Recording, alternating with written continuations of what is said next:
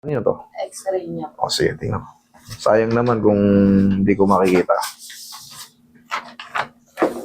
Okay sir, tuwid. Pilipit.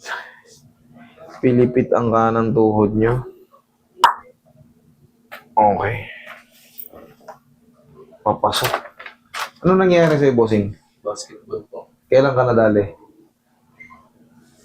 Kailan niya nadali? Ayun ba? May? 30.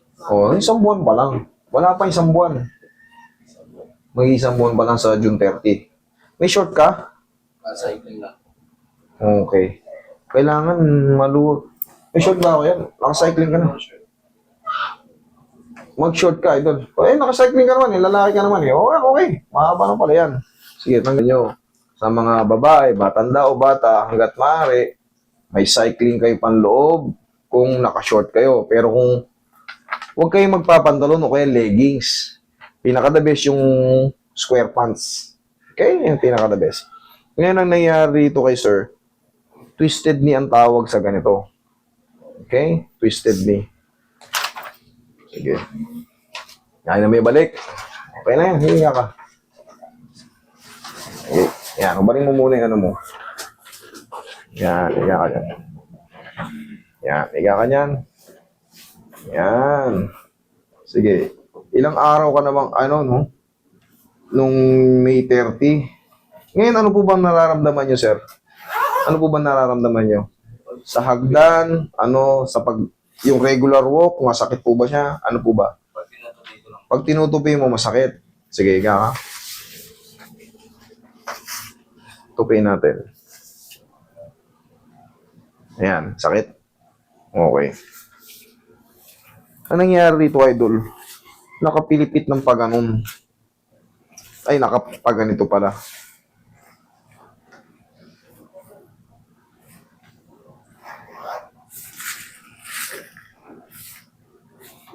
Pahingin ang konting pauroy.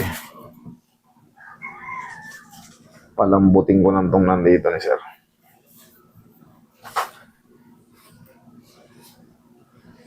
Pero sa hagdan-hagdan, kunyari akit ka ng hagdan, ayos lang, pababa, okay lang. Sa pag-fold lang. Gumanon yung tuhod mo, sir, oh. Humarap ng pag ganito. Humarap. Kaya pag iniipit mo, maiipit to. Sasakit. Pero ang gagawin ko dyan, pipitikin lang natin yan, madali lang itong mga kaso nyo, eh. Ang kailangan lang sa ganito, pag nagpa-treatment kayo ng ganito, huwag nyo munang ilaro kagad. Kasi weak pa yan. Oo, mawawala yung pain. Pero huwag kayong magtatatalon kagad. Kasi lulusot lang siya ulit. Kailangan yan, kung makakapag-bike-bike kayo, kung meron kayong bike sa inyo, mas maganda. Mga ilang linggo, 2 to 3 weeks, yan, para maging strong na yung mga tuhod nyo. Ngayon, ang nangyari rito, pag ganun, babalik ko siya. Pati nga ulit, ma'am, sorry. Kaya,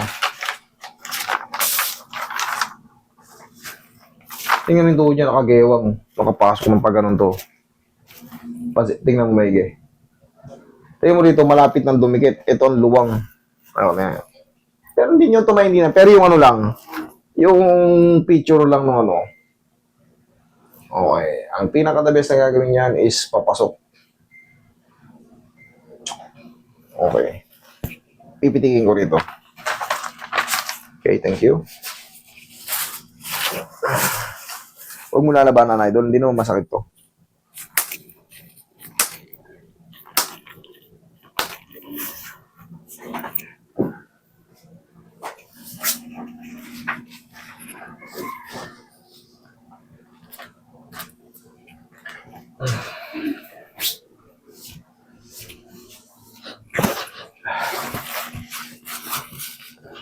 Relax lang, ha.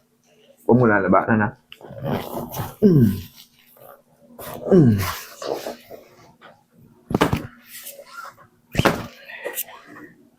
Okay, thank you.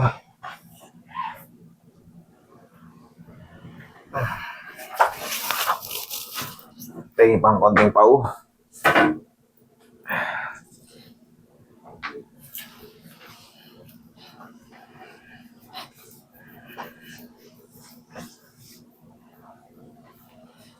Kung sakali mang merong matirang konting pain, normal lang yun. Mag-aantay ka lang ng mga ilang araw para mawala yun. Kumbaga, yung swelling lang sa loob yun. Pero pag nanatili yung sakit, nanatili yung kirot, the same pa rin, o kaya nadagdagan pa yung sakit, ibig sabihin, wala nangyari, mali yung adjustment. Pero pag yung ganina, ganito masakit, napansin nyo ba? May pain pa pero parang maliit na lang. Normal lang yun. Waiting ka na lang dun ng healing process. Pero yun nga, pag ganito kanina, at napansin nyo, Master, parang mas sumakit Or, ganun pa rin. Hindi po pwede. Kailangan yung ganito, mga lahati or mas maliit pa. Yun ang pinaka, para kung sakaling pupunta man kayo sa iba, alam nyo na agad sa paramdam nyo na. Ba? Ganun pa rin, wala nagbago. Ibig sabihin, wala talagang nangyari.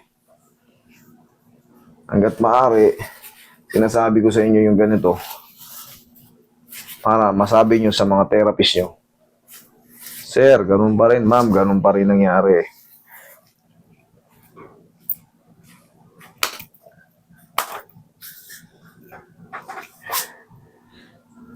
Tigasan mo to, idol. Ayan, sige, sipa mo. Napapanood mo yun, di ba? O, sipa mo. Isa pa. Thank you. Okay? Ngayon, ifo-fold natin.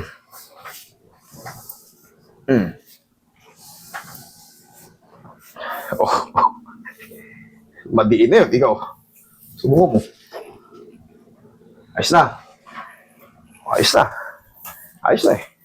Idol, wag mo muna ilaro yan ng 2 to 3 weeks. Kasi sayang lang eh. Ba? Okay na eh. Siyempre, pag basketball kasi, tulakan yan, baldugan yan. Okay? Hayaan mo muna. Kung may bike ka sa inyo, mas maganda kung ganun lang muna. Okay? Para makabalik ka sa dating lakas mo.